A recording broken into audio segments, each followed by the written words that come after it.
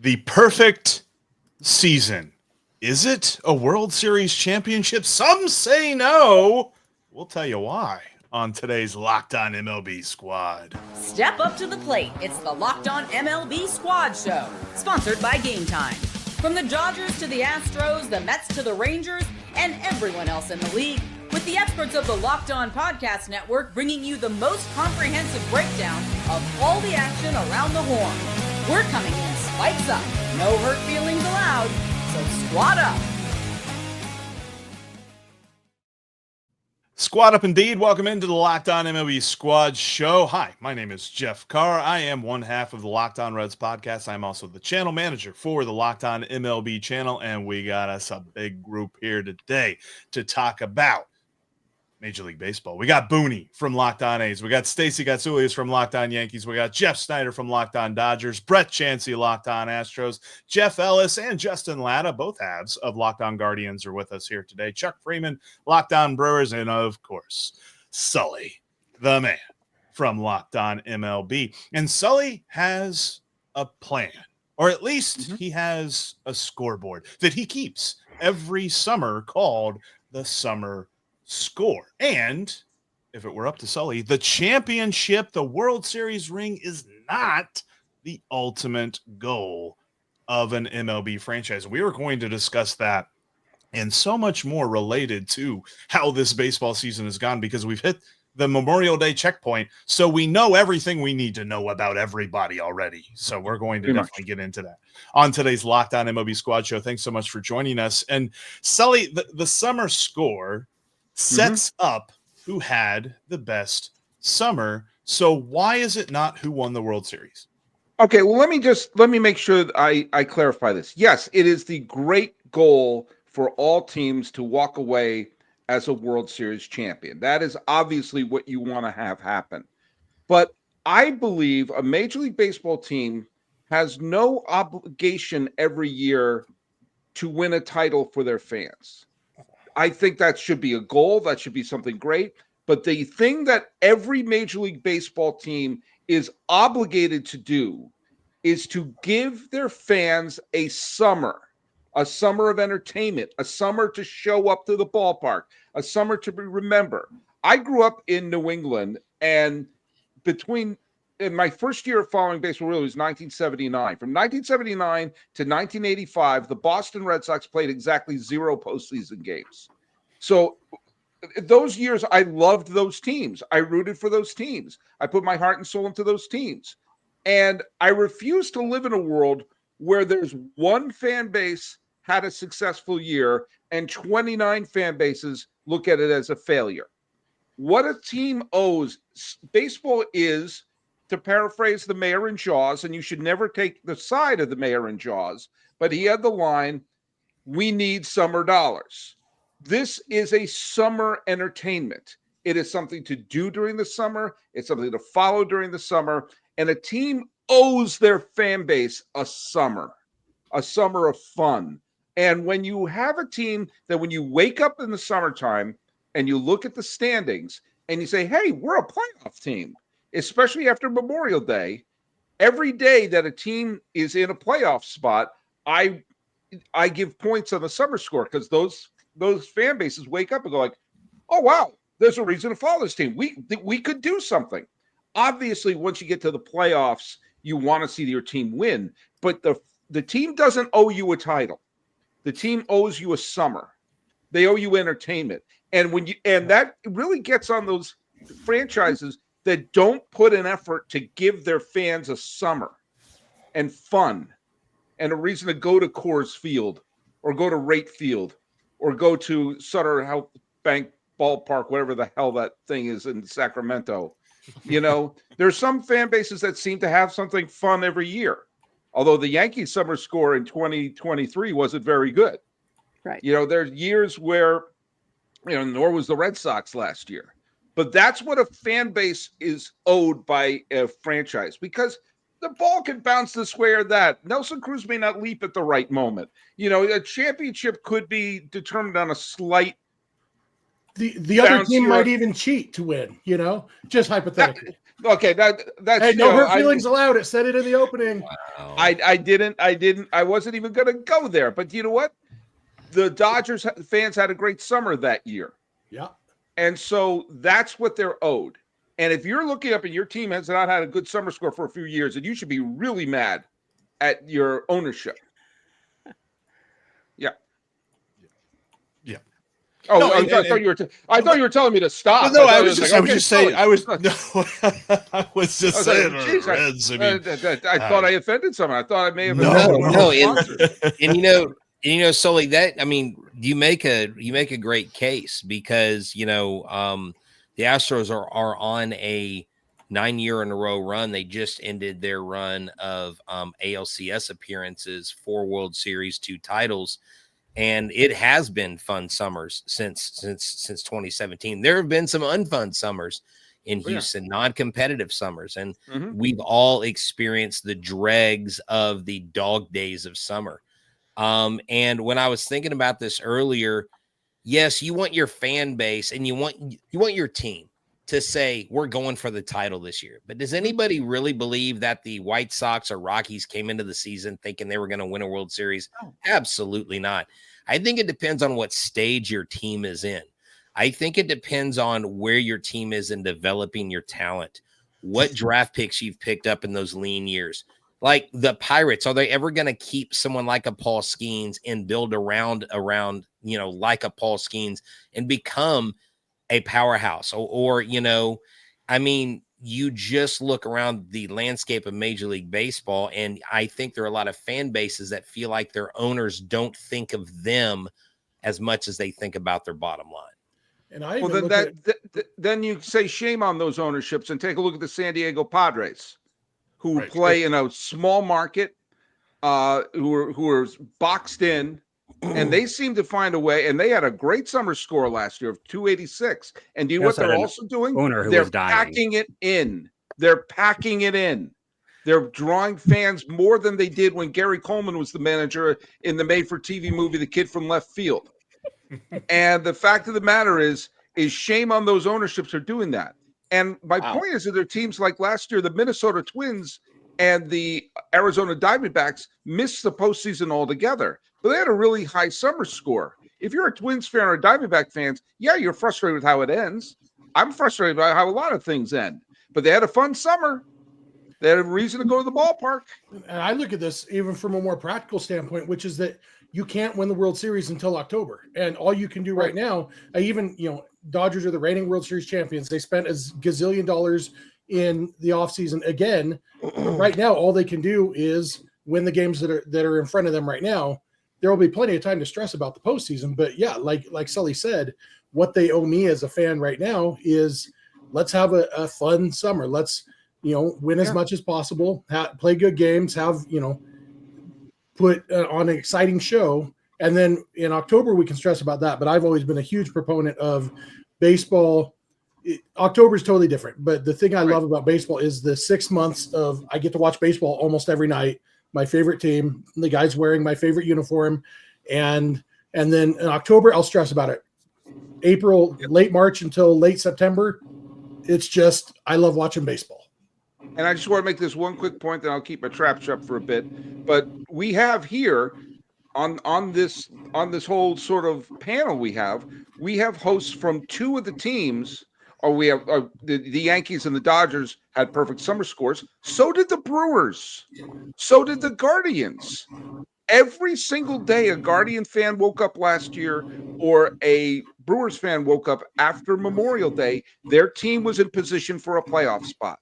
And if you're a Brewers fan, there was always a reason to go to the Don't Call Me Miller Park. And if you're a Guardian fan, there's always a reason to go to Please Don't Call Me the Jake. And there was always a reason to say, did Brewers and Guardian fans think they were going to win the World Series? If I put electrodes on them and under duress, they probably would have said no. But there was always a reason. There was a fun reason to go to the ballpark. And I believe that's all a management owes their fan base. I do want to get some thoughts on that from Chuck and from Justin and Jeff. And I also want to ask Stacy, we know who Mr. October and Mr. November are. Do we know who Mr. July is? That's coming up next. You know, sports watching can be a hungry business, and the next time you get the hankering for a snack, grab some wonderful pistachios. These right here are the best. The smoky barbecue, I could literally open up this bag right now and just dump it in my mouth. Okay, I'm just kidding. I won't do that right now. Maybe after I'm done with the ad, though, because this is fantastic. The amazing flavor of the barbecue really comes through in the pistachios. You'll forget that you're eating something that's completely healthy for you because it has 10% of the daily value of your, 11% of the daily value of your protein. Go get yourself some wonderful pistachios today at your local grocer or your favorite store close to you, and get snacking and get cracking with the snack that packs a protein punch. That's Wonderful Pistachios. Find out more about them at wonderfulpistachios.com. This is the Locked On MLB Squad Show. We cover Major League Baseball every single day. Your favorite team has a podcast. Sully's got you covered league-wide every single day. Got Matt and Dom covering fantasy baseball every single day. Make sure you check out your favorite team's Locked On podcast. And we were kind of making the point there, like the central divisions of both the National League and the American League house the Milwaukee Brewers and the Cleveland Guardians, two teams that have seemingly at least held their own against their divisions for the last few years, but maybe not necessarily gone as deep as they wanted to in the playoffs. But when they look at the season, I mean, Justin, Jeff, Chuck, were they failures? Well, I'll say this. In Milwaukee, you're not going to find too many professional sports teams that championship-wise as pathetic, honestly, as the Milwaukee Brewers. 55 years, no championships, only been to the National League and American League Championship Series 3 times in 55 years. So that's a bad track record. So Mark Attanasio, the Brewers owner, in February, he holds a press conference, talks to the media, usually first couple of days of spring training, and he was asked, and he said the very statement. He goes, "Is it my job to win a World Series for the Milwaukee Brewers or to provide a summer full of fun and entertainment for the families?" And it drew a rage among Brewers fans. No wonder why you're not spending any money. We're going into the ballpark, getting our bobblehead 43,000 on a Saturday or a Sunday against the Pirates, but we might go to the playoffs, but everybody's going home happy. They're singing along to the scoreboard, roll out the barrels and all that, and doing all the gimmicks that they do. Take your mind off a bad baseball team. And it kind of struck a chord with a lot of Brewers fans. It's like, what, we're not in this to win this? So as a franchise that has never won a World Series championship, been to one World Series, that didn't go over too well here in Milwaukee among the fans. I can tell you that. Yeah, I mean, I live in Milwaukee, and then I talk about the Guardians. I feel like I can see both sides of it. You know what I'm talking about, Jeff, right? Yep. Yeah, in Cleveland, we've had to have this conversation a lot in Cleveland over the last several years. I mean, a lot of people will sit there and say the fan base is so divided, the people that are interested anyway, is that, you know, it's a loser's mentality to not try to win the World Series every year. But like, you know, Jeff said earlier, like baseball's a 6-month grind, and you're going to be very miserable if you show up every day for 6 months and you think, okay, well, none of this matters until October. Why are you watching? Like, I don't want to sit here and call on any single baseball fan. You can choose to enjoy baseball whichever way you want, but I would look at it as a very miserable person if I said, well, what happens on May 28th, you know, they better win today because that means the difference between winning a World Series and it doesn't. And Jeff's right. No, it really doesn't matter. Like, yeah, you want to win the baseball game, you want to have fun. It is a 6-month grind, and only one team gets to win the World Series every year. So unless you were a Patriots fan during the Tom Brady years, you're going to be disappointed almost every year. I'm just glad that Justin and I agree that what happened Dodgers, today the Yankees, between the Mets, I'll even throw the Red Sox in there. Even the Red Sox haven't been great the last several years. Sorry, you chopped up, so I interrupted you, Justin. I just want to say I'm glad that you and I agree. Matters to us, okay? We didn't get what happened today between the Guardians us. and the Dodgers doesn't matter and doesn't count. I mean, But I think for a lot of teams, you know, Jeff, when he said that before, it was like, well, our ticket is automatically punched for October. But for a lot of us, and Jeff Carr would know this, and Jeff Ellis, our tickets not automatically. Whose line is it anyway? The rules don't count. Because we got to grind. We have to grind for 6 months, just hoping and praying we're going to get in. And now we're looking up to the Chicago Cubs, and the Brewers are 6.5 out. It's like, man, do we have a shot at this at all? Probably not. Yeah, there's already articles being written in Cincinnati about how they should be sellers, and it's not yet June, or at least, calendar says May. Okay, just wanted to make sure. Speaking of calendars, Stacy, who's Mr. July in New York? I have no idea. You have been quiet about this titles or bust philosophy. Yes. Well, I mean, I'm really the only host that has that problem, like perpetually, because my team hasn't had a losing record since I was in high school, and I'm turning 51 in August. So August 26th. Yes. So it's I'm one person who can attest to the whole titles or bust problem of my fandom, but who is Mr. July? I don't even know.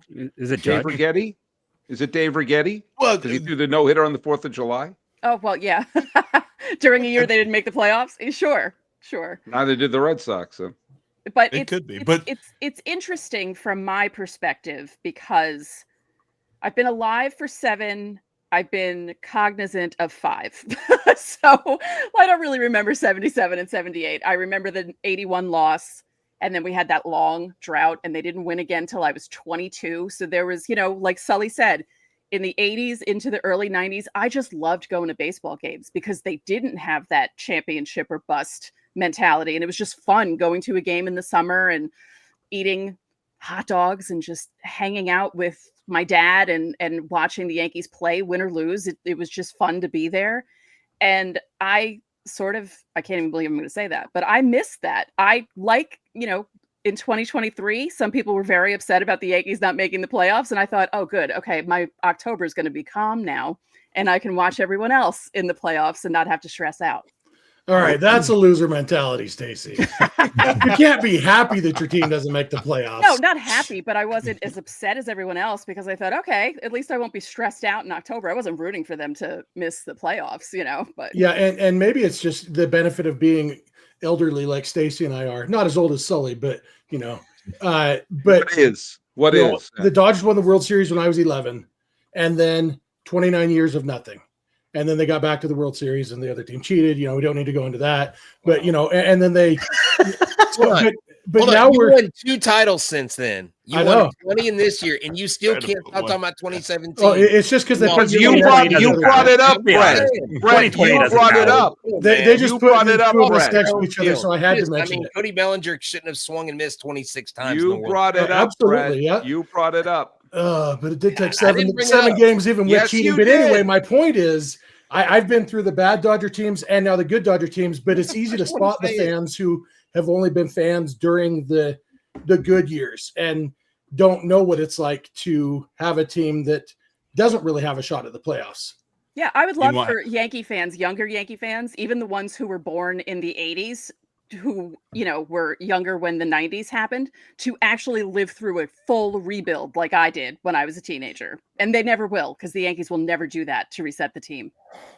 Meanwhile, there's a bit of a correlation between myself and between Booney, who hasn't yet gotten the chance to really jump in on here, because both of our teams were really good before we really watched a lot of baseball. And I mean, I was 1 when the Reds won the World Series in 1990. I was 6 when they advanced in their last postseason series. And that's it. That's all I've got. At least, Booney, you've seen some postseason success with the A's, but kind of going through the rigmarole of being a fan of a team like ours, that it seems like October is I guess if we get there, we get there. Like it can be a little bit of a slog, going through like May and June and July when you're just struggling to be a 500 ball club. Yeah.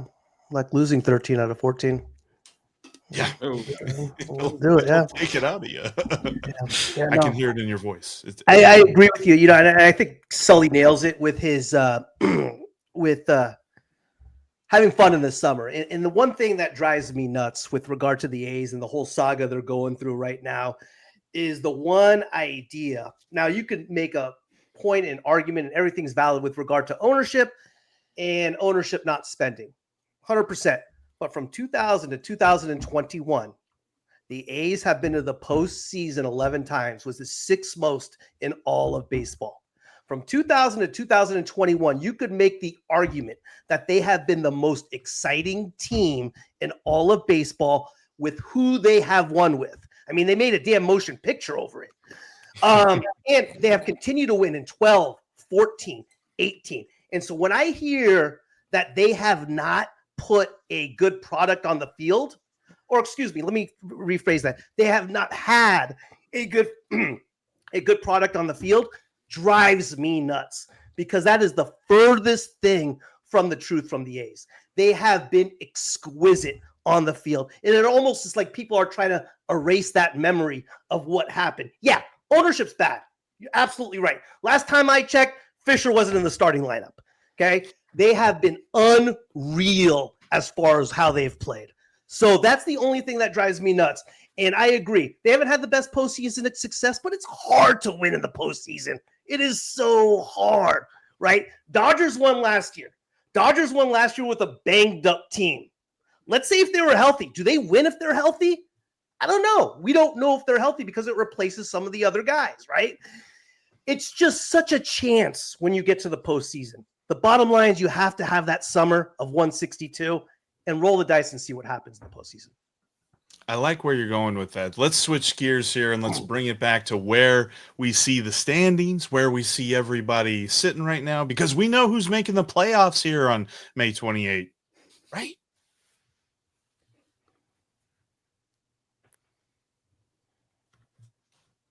You can always catch your favorite Locked On MLB show on YouTube or on your favorite podcast app. Seriously, we're on all of them out there. Check them out today. All right, so now we are past Memorial Day, or officially a couple of days past Memorial Day, almost into the month of June. The first checkpoint, as most people would say, you can finally start looking at the standings and feel like you're looking at something. You're not just, looking at the exit velocity of a guy who's played 3 games and thinking that 95 miles an hour on average is a really good hitter. What we know is the Tigers are the best team in the American League.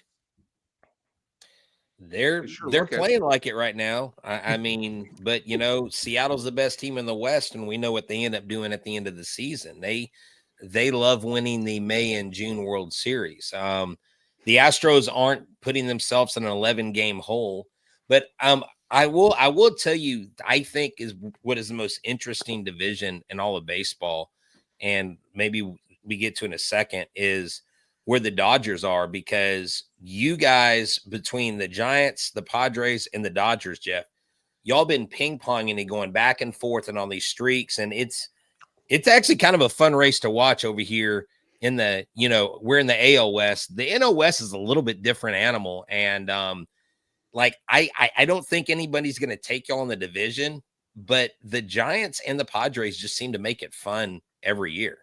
Yeah, and the D-backs, you could throw them in there too. They're not having a super great season right now, but they are very talented. They score a bunch of runs, and they have pitchers who have potential to be good, so they could get interesting too.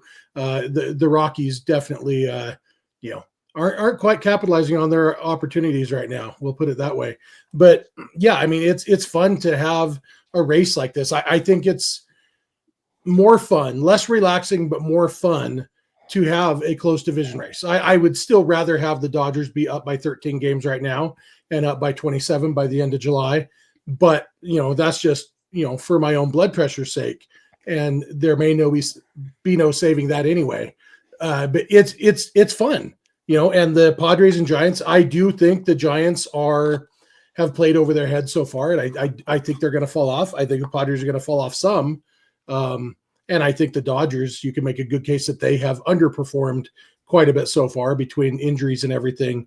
But the fact that it is a close division, close race with 3 or 4 really good teams definitely adds to the excitement. And it'll even get more fun in June when those good teams get to start actually playing against each other, which quirk of the schedule. Dodgers haven't played the Giants or the Padres yet. And but they'll play 9 games against those 2 teams in the next 3 weeks. And so, that's when it really starts getting inside this intra-division matchups. Well, yeah, the Yankees haven't played the Red Sox yet. They're playing them next weekend, the weekend after the Dodgers, like a week from there. And I wonder if that game might be on ESPN and if it might last 4.5 hours. Of course. I do have a fun fact for everyone. The Rockies are now 9-47, which means they have 47 losses, and the Seattle Mariners of 2001 only had 46. So they already surpassed the Mariners season loss. So the Rockies aren't going to break the all-time record for wins this year. No, definitely losses. They've been eliminated. I'm hoping the Dodgers can get to 40 wins before the Rockies get to 10. And I don't think it's out of the question. Dodgers would think that. I feel bad picking on the Rockies without Paul here to defend himself, but Poor Paul. Yeah. I was going to say, this is the one night where we can say Rockies, and he won't. Yeah, we didn't show up. We won't see him. But is the Memorial Day thing still true? Because I feel like that's an old adage. Sully can maybe attest because he's the senior statesman here. But with all the additions of the wild cards now, like, is Memorial Day the first calendar litmus test? Because like we have somebody who's making the playoffs now. How realistic is Memorial Day now that we have this expanded playoff field? I think you kind of have to break the season into thirds. It's less about the playoff field and more about evaluating your team. Like if you have a third of the season has gone by, if you're 3 weeks into the season, that's really that's not enough to get even any stock of who you are. The 2004 Tampa Bay Devil Rays had a great couple of weeks streak, and so like bad teams can have great streaks, and Stacy remembers how awful the Yankees were the final month of 2000, the year they went on to win the World Series. You can have a bad couple of weeks. The Dodgers lost 16 out of 17 in late 2017. Yeah. I mean, the Rangers struggled in their year. Yeah. The Rangers. I remember I did a show down the stretch called About the Rangers in 2023, where the title of the show was Texas Fold'em.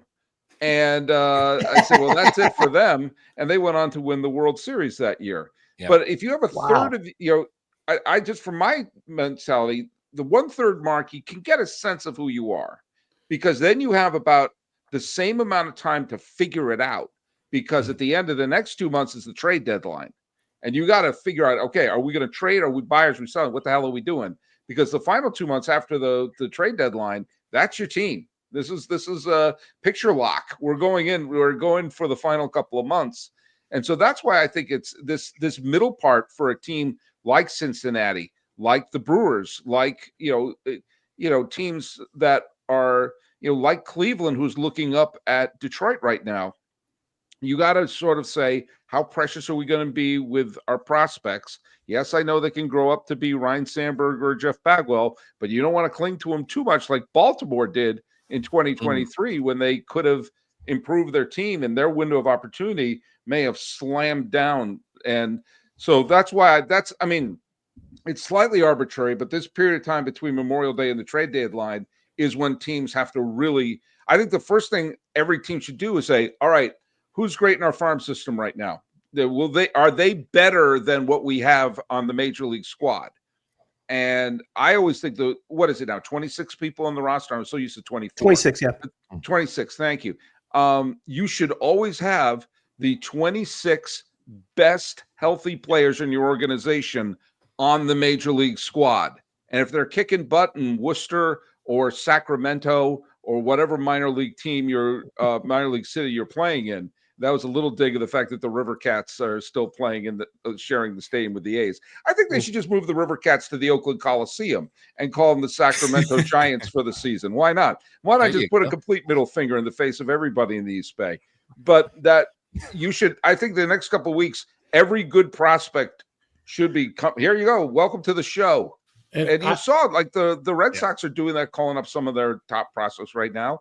And you're starting to see that. Like, what are they doing? If they could improve the major league team, let's see what you got. Because the best thing you could do is find an in-house situation. But if the in-house situation doesn't work, then you do an outhouse situation, and then or go to the outhouse. Is that the title of this episode? The outhouse situation. The outhouse situation. I did see a stat the other day. Saw it on Netflix. Under the current playoff format, 75% of teams that were in playoff position on Memorial Day have ended up making the postseason. Okay. And under the current format, which is only a handful, 3 or 4 years. So it's not a huge sample size, but what we know so far is that by this point in the year, like Sully's saying, you should be playing well if you think you're going to be a playoff team. And conversely, the Cincinnati Reds have a harrowing statistic that if they are under 500 at Memorial Day, they have never made the playoffs. And there is no Major League Baseball team that is older than they are. So it's a pretty big sample size. Well, I can say, I can just say, Jeff, real quick with the Astros and where they are. Our calling card this year has been our pitching, but yet we had another pitcher go out with Tommy John, the emergence of Lance McCullers Jr. today with 12 strikeouts. But we have been getting a lot of our hits up until lately off of singles and not a ton, like maybe extra base hits, but not a lot of home runs.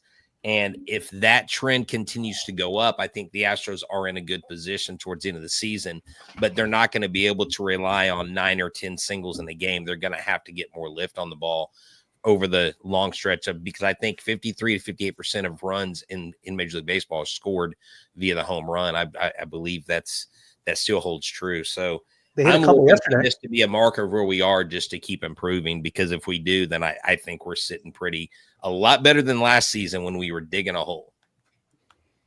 Chuck, give us the last word on Christian Yelich hitting a walk-off grand slam.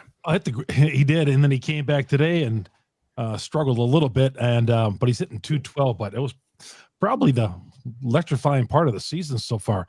Brewers a game over the 500 mark, and we're just thrilled in Milwaukee that we're a game over the 500 mark, and there's been so many pitchers on the injured list, and guys have not hit their weight. A lot of these guys, there's been several 0 for 24 slumps.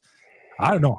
I'm thinking maybe the wild card might be a better reach for the Brewers than maybe catching the Chicago Cubs. I don't see the Cubs dipping below 10 games over the 500 mark at all, and they just got fat this past week on the Rockies some more. Game over 500 seems like the moon for the A's right now. Yeah.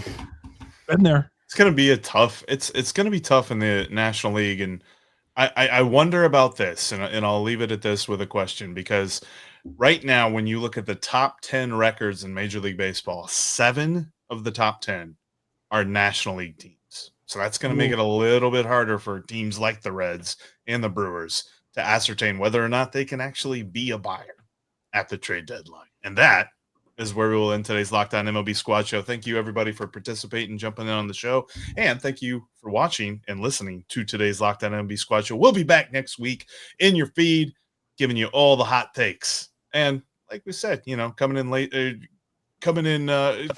up and not worried about hurt feelings here on the Locked On MLB Squad Show, Locked On Podcast Network.